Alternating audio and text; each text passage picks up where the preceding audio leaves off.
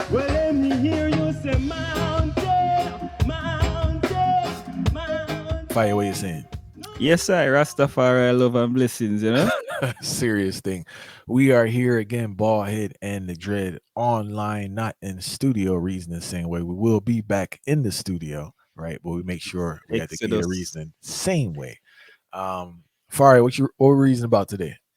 Well, today we are reason about one of the great black master teachers called Dr. Amos Wilson, who we feel like most youths throughout the course of history never really get exposed to him teachings or even hear the name per se. So we feel like we need to do a justice to shine a light on some of the works and philosophy itself, too, you know? Yeah, he's definitely a figure everyone should know, specifically the brothers. And this message is to the black men, no disrespect to the women. Fari, before we start, how did you get introduced to Amos Wilson?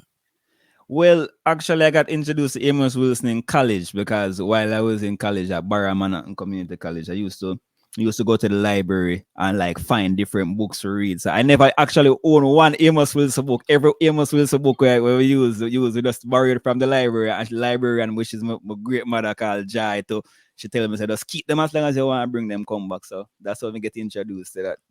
No, that's a vibe, man. I was actually introduced to Amos Wilson by Ionisha. I've never heard of Amos Wilson in my life prior to Ionisha.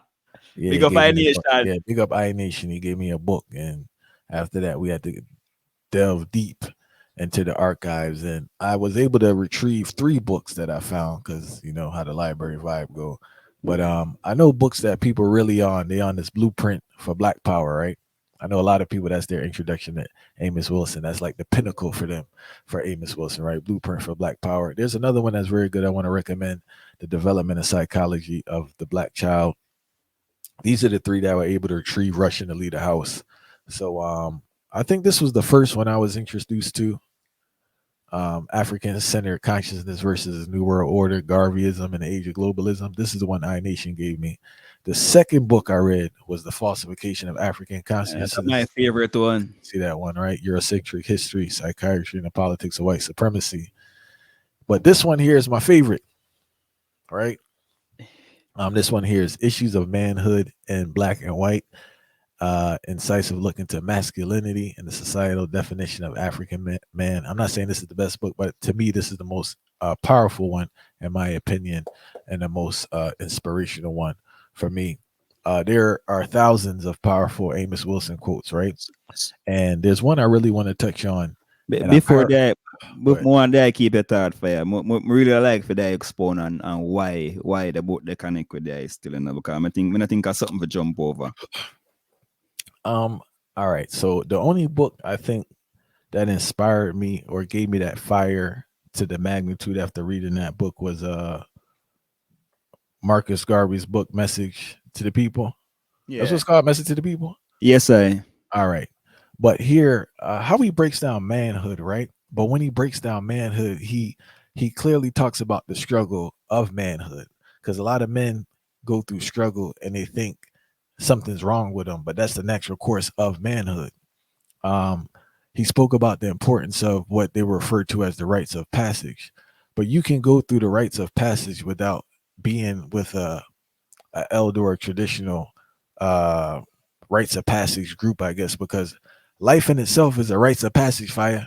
Mhm. You get what I'm saying? Like um fighting with life, having the resilience to go through life. Because what happens is now when things get hard, that vigor, that courage, that zest starts to decline in men. And I think the weeding out process of it is for you to maintain that during the hard times and to grow and to develop. And he gives a lot of encouraging words and a lot of encouraging advice on how to do that. And And also I, and one more thing for all right, and also the responsibility of a man to be a provider and the importance of education, which we're going to talk on in the reasoning. and I think one of the reasons why if people really are listening to God, where they understand nothing, it's not nothing for Passover. That's why I couldn't really just make it slide because Amos Wilson, for those who don't know, is a psychologist, right? And believe me, he work with a portion, a numerous amount of black boys in particular, and see the reaction of black boys towards society, how them get treated within society, and how there's like almost this cause and effect relationship where him even did a try delve into to understand what it is and how we kind of move forward. So I feel like say when it comes to the whole concept of black men, especially within urban societies, we need to understand we real purpose and we role within that society, and then that's almost that self-identification is something we're very important, and I think Amos Wilson do a good job on expounding upon that self-identification as a black male itself and developments within black male. So I think that psychological aspect is one part to where it add context towards what I mentioned what's within that book itself too, because working with people and understanding how them think from a how them operate from a mental perspective, it kind of draw the narrative closer towards ones and ones to just to I feel like that's a necessary context for add towards the statement, you know. No, big time. And the book is filled with every book is filled with gems, right? And I just want to be clear, this is my favorite book. This is the book that inspired me the most. If you think I'm lying, I'm a man. I always put my notes, my old my gym notes, my little gym notes to get right to it. But one of the things he said that was so profound was the purpose of education, right? And why every culture or every group, especially in a society where you have multiplicity of cultures, can't receive the same type of education because they don't have the same type of problems. Now, this is an extremely important quote because I know there's a lot of criticism of the education system, but this wasn't just geared towards the education system, but the responsibility of the individual. You may have went through the public school system, private school system in America, and yes, you didn't learn things to solve your problems, but you have a responsibility of as a human being, as a black man, to educate yourself to solve your problems. First thing you have to do is identify your problems and your shortcomings, and those are things those are the things that you will pursue to be educated in. The quote is so powerful because it's an ongoing education, and anyone who's a progressive person knows that life is a nonstop education. It doesn't stop. So even if you graduate college, you have a master's, you have a doctorate, you're still educating yourself because there's still things you have to learn about life. Yeah, a reality. And the way I internalize is that men themselves have to take responsibility of educating themselves, not just about education in regards to gaining an income, but educating themselves how to be a better person, how to grow spiritually, how to grow mentally, how to be a better father, how to be a better husband, right? These are the things in regards to educating yourself and learning and growing that needs to take place. Is there a problem? Are you the best person that you can be? Are you taking care of your body? These are the things you need to be educated in. A lot of people, sometimes we complain about this income. Are you educating yourself to earn more, to relieve stress? Are you educating yourself on how to manage your finances to relieve stress? So that's what Amos Wilson was advocating. Excuse me, advocating in regards to education. The purpose of education is to solve problems. Yeah, and I lie, and I feel like when the whole context of education to the one when Amos will say that I will say I think the quote to see it have mentioned it mentioned we are to abandon the concept of equal education we really are seek, because we really think about it, the equal education where we are seek, we are trying to level up, as for lack of better words, we are trying to level up with ones and ones who a system already created for and generated for, as opposing to where we are within the context. We don't look at the context whenever we are thinking about education. So it's almost like, okay, we see Caucasians, white people are get a particular education, and as black people we are say, okay, if them are get the education, then we need to get that education too. Not overstanding say it's more of a system that was created by them, for them. So we now are trying to squeeze in the midst of that. Not saying that if they are getting knowledge where can develop for them thought process or develop them within a particular system, we is not supposed to get that, and we're not deserving of that. So I don't want it to be misunderstood that we're not deserving of these things. But I think feel from the context where Amos will say that I come from is that there are certain needs, there are certain wants of black people, there are certain the atmosphere environment we will surround ourselves, and we need to understand what current atmosphere and environment enhance with educational level and structure, I think we are gonna make more progress in that in the long run, as opposed to short term. We have to try to compete on a grand scale, and education can be competitive, because the moment we approach education from a competitive standpoint, we're gonna miss out on some vitalities where we're gonna need to enhance with creativity and with development as a people. How does this acquisition of this information help me in this environment? Mm-hmm. Reality. And where does this information put me in this environment? What position will it put me in? And will it help me get to where I want in this environment? And what are the limitations of this information that I have, or this information that I'm receiving? And is this the information that I need? Is this information even applicable for me? Mm-hmm. I really encourage your brothers that you older now, you already been to school for. It's time to really get on some learning, because all the information is there. There's no excuse, It's a one size fits all. I think it's this one size fits all approach where as black people we're not supposed to, I think, about this one size fits all approach again, because we have to understand our conditions being unique when you compare to everybody else, especially from an American standpoint, which is where we really are direct the focus. Cause Amos Wilson teach and direct most time energy towards youth in America, black youths in America. But when I overstand, say there's a customization when needed for help with develop, because otherwise from that, what we are going to know, we are going to try to seek the instant validation thing there, and we're going to start glorifying some of the things them we would think, the knowledge them we would think, so where I get where that is the know all, the solve all. I will not overstand, so that is not the know all or solve all, because we just learn certain things, and we have to take certain things into context too and stop and process it too. So it's not like, say, okay, let's bring them through the college system, bring them to high school system, then finish 12th grade, okay, bring them through the college system. That in itself might get away within a 1 and 2 corporations, we have a degree here and there.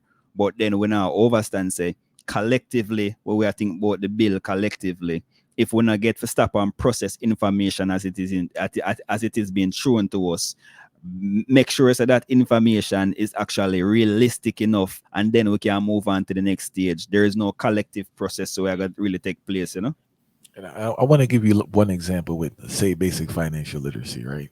So, for instance, they have certain percentages in regards to what they say you should use for housing, for cars, and they always have examples of what you could do after school, right? And so I was fortunate enough, I played sports, so I didn't have a student loan, right? And I was in a privileged position. Not only that, I went home, I moved back with my parents after school. One, so a person can't look at my situation and replicate what I do, because I don't have the student loan and I was staying with my parents. So if I'm doing certain stuff, you can't really what I'm doing if you're not in that situation. If you have a student loan and you have to pay rent, we can't use a universal law for both people, because we're in different situations. And that's what he means in regards to understanding like your situation and getting educated in that thing. You agree what I'm saying? It's no, just a reality. Yeah, it's just different strokes for different folks. And I know when Kwasi was here, we were speaking about this competition, but that's why people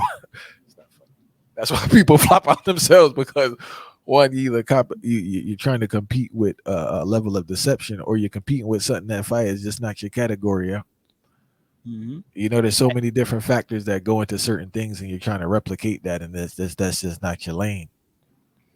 I know one thing when we realize come off of that though, it make we start celebrate some things where it's not really a win, not to make it sound, not to kind of put the thing too negative. That when we put ourselves in a position that we start celebrate things that aren't necessarily wins, but because we feel like it a boost with status on an individual level, we start celebrate it, and then it kind of isolate you from the collective essence. Like we understand it, the first rule of nature is to preserve oneself, but there's also a duty where we have to do to uphold ourselves as a people to see, man. Especially when I talk like we say, we are directly reasoning to black men in particular, We have to understand, say, as a black man, naturally, as a man, you have testosterone and you have aggression more than a female would have same way. So you know yourself, if you not understand yourself and have a consciousness within yourself, and then realize how on a collective level men supposed to effectively communicate amongst themselves to and drive towards a shared goal upon a higher level. It a go kind of it a lead with to celebrate a whole heap of things where it's not really wins, but it's a facade really I gotta live to and feel good and feel so good in the facade. And I feel like when we study master teachers like them, yeah, and a couple lessons where them have to share, even if we know agree with them perspective or them philosophy 100%. There's so much vast information to take from them philosophy where we can use to apply it to our well-being. Yeah. No, serious thing, far right. Anyone listening, I do encourage. Actually, on YouTube, there are a lot of great speeches and presentations Only by Amos Wilson. Sit back and relax, cook some food, drive, and listen to him. Very powerful. Probably have to listen to it again because there's so much gems in there to catch it. Right. The books we recommend that you check out are "It's More Than Anything." This is my bias. I'm not saying this is the best book, but I just want to be clear for y'all get excited with me. But this one here, if I a powerful book. Um, Next one here, falsification. I'll put them in the description. Powerful book. And this one here, powerful book. Also, you have Black Power Blueprint for Black Power. And if you have kids too, the book is like wildly accurate too. By the way, Development to Psychology of the Black Child. Excellent book, especially if you have children or you plan on having children. You definitely want to read it. And it's funny, you have to laugh on what he talks about, what you see your child doing, and how they respond to the environment because you'll be shocked. And if you reflect too, the children really internalize racism, yes, man. and they have all these thoughts and doubts. They may not express them, but you can see how they creep up or you want to support them so they don't creep up, that is in regards to their self-confidence and how they move about, by internalizing all these messages that they're getting all the time, not only in their interactions in society but through the media. It messes with their mind where they're constantly seeing other people that don't look like them, and when they see people that are behaving in a certain manner to this day, because they think Yeah. things have changed. But like when you look at these black characters, it's pretty much the same thing. Because Fire, I was talking to my wife the other day about one show we was watching, and this is not the Chris Rock thing we mentioned previously. This is a kiddie show. It's on Netflix. It's a chill show. The show is chill. It's not wild or anything, and they're not trying to indoctrinate the children. But there are two black characters on there fighting. They just on a vibe, and it's like, why? You get what I'm saying? Like, Uh, why do they have to behave like this? it's a whole thing like you see the book the other book where you mentioned the whole falsification of African consciousness. It kind of touch pan piece like where them tell about like the relationship between black people and the whole Eurocentric history, the way how most black people mind shape, as in so in if we put that in a modern context, it should be okay. I'm around these type of people, they expect this particular behavior of me. Historically, this is what them expect, and this is if I do this, I won't be accepted. While if I portray this particular behavior, I will be accepted. So you see it start play out in the movie them and thing because these rules are forget emphasized, and once these rules get emphasized and noticed, then them type of character, that character behavior becomes a trend now, and it will spill over in other movie and things the same way. So that's one thing where I feel like it's the key if enough most black man in particular is to overstand say anything where you internalize in your brain or if you actually feel a particular strain or struggle, you can't suffer in a silence. Because you see the moment where you start suffering a silence and you really start talk out and try overstand yourself, it create a more chaos, and then you gotta give in to the concept and where most people think of you. And then now whatever most people think of you, when them see another person who portray that behavior, it becomes factual to them. You can't tell people again, say this is not scientific, this is not something where I saw it go. Because them are going to tell us that them have a live use case. So it's almost like you feed into a system, feed into a thought process of you as a black male. Because people might tell us, say, yeah, we're about racism and thing, but there's not where people feel like a black man in a fire, especially if a black man have an education or him strong to a point and firm to a point. People fear that, and then because people fear that now, you have enough black man in himself now where Normally, you would think say if people really fear your intelligence, it make you more confident.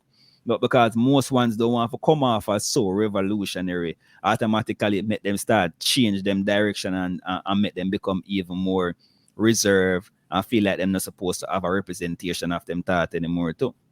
No, serious thing. And